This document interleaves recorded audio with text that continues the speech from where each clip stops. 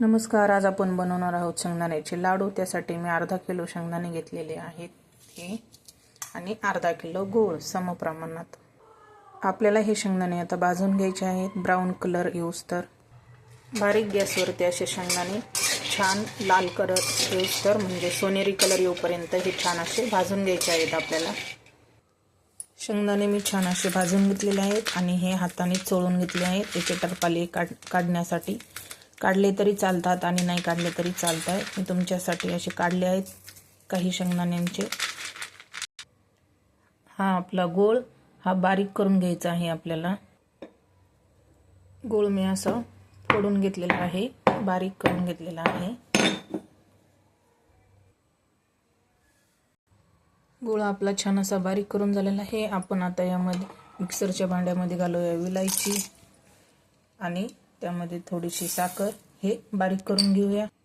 आपण मिक्सरच्या भांड्यामध्ये आता शेंगदाणे घालत आहोत, थोडासा गूळ आणि हे जाडसर असं जाडसर वाटण आपल्याला बारीक करून घ्यायचं आहे. आपण परत घेतली आहे यामध्ये असं छान जाडसर वाटण घेतलेलं आहे काढून. हे सारण आपण आता जाडसर असं बारीक करून घेतलं आहे मिक्सरमध्ये घालूया कट केलेला काजू आणि बदाम.